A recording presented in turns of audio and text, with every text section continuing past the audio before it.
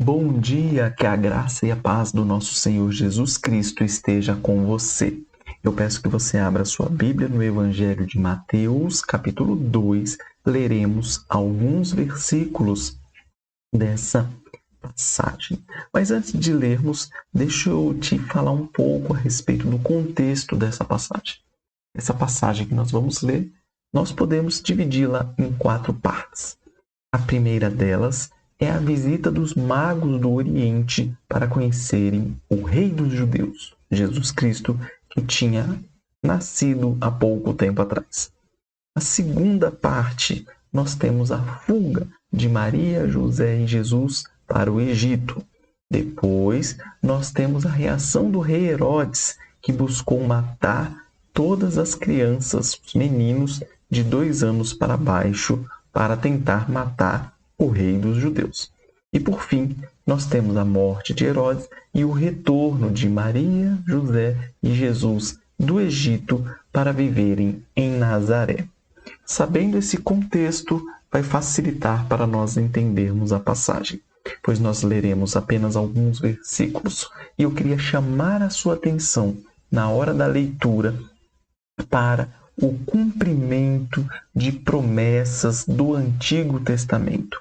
Nessa pequena passagem, nesses 23 capítulos, nós teremos 4 cumprimentos de profecias. Então, eu vou projetar aqui a Bíblia na tela e você acompanhe, por gentileza.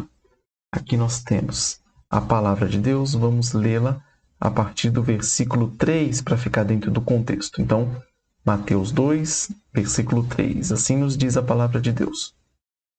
Tendo ouvido isso, ou seja, o Herodes ouviu que tinha nascido o rei dos judeus, alarmou-se o rei Herodes e com ele toda Jerusalém.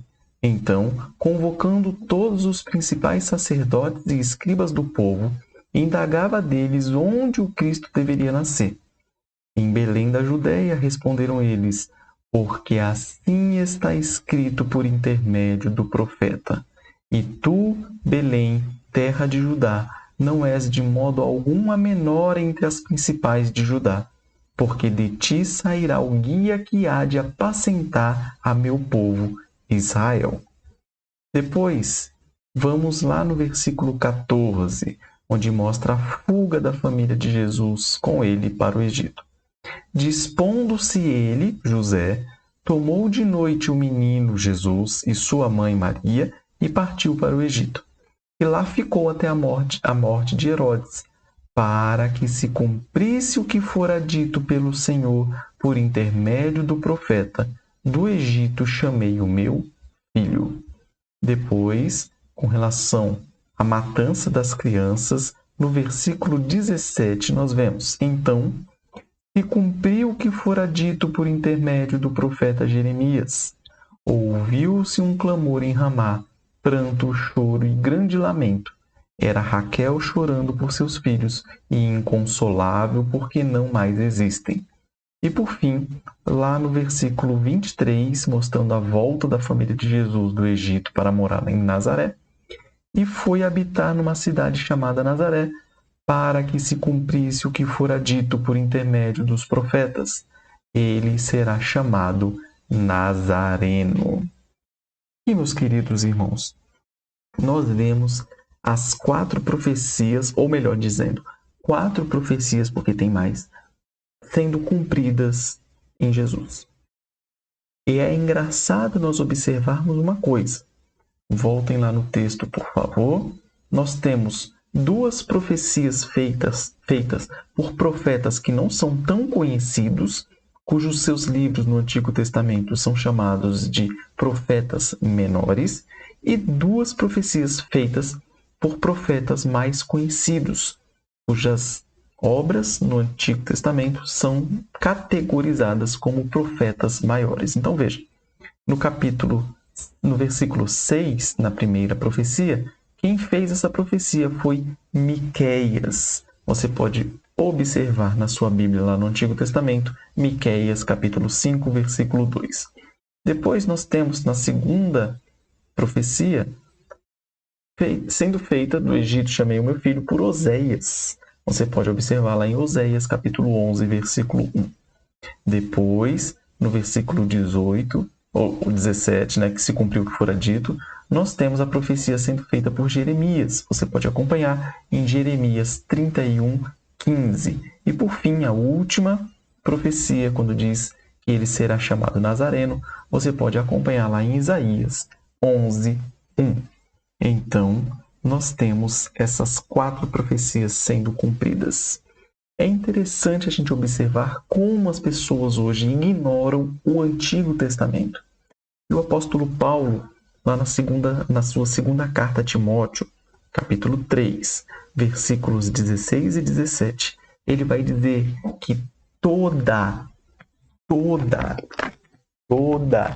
a Escritura é inspirada por Deus e útil para o ensino, para a correção, para a repreensão, para a educação na justiça, a fim de que o homem de Deus seja perfeito e perfeitamente habilitado para toda boa obra. Então ele vai dizer que toda a Escritura é a palavra de Deus. Então, primeira aplicação de hoje: não ignore o Antigo Testamento. O Antigo Testamento é a base para o Novo Testamento. Você entendendo o Antigo Testamento, você entende mais fácil o Novo Testamento. Outra coisa interessante que nós temos que observar: o Evangelho de Mateus tinha como destinatário judeus. Então, frequentemente o autor ele vai colocar as profecias do Antigo Testamento sendo cumpridas. E isso nos traz um ensinamento muito precioso, porque Deus ele cumpre as suas promessas. Deus sempre cumpriu as suas promessas. Deus continua cumprindo as suas promessas e Deus irá ainda cumprir outras promessas.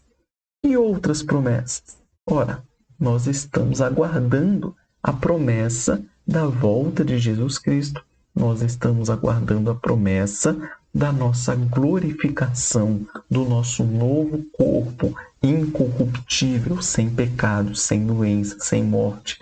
Nós estamos aguardando o novo céu e a nova terra, as coisas sendo restauradas, a natureza, o cosmo e nós mesmos. Nós ainda temos promessas a serem cumpridas. Isso aqui é um alento para o nosso coração, saber que Deus ele cumpre todas as suas promessas. Mas aí eu te pergunto, como você vai conhecer as promessas de Deus se você não lê a sua Bíblia? Então, última aplicação que eu deixo aqui do estudo desse nosso texto. Estude a sua Bíblia, leia a sua Bíblia, ore para que o Espírito Santo ilumine o seu entendimento para que você possa interpretar corretamente as Escrituras. Acompanhe também bons pastores, bons estudiosos, teólogos da palavra que vão te ajudar também a entendê-la melhor. Assim, você conhecendo as promessas de Deus, você pode descansar nele, porque ele há de cumprir todas elas. Que Deus abençoe a sua vida.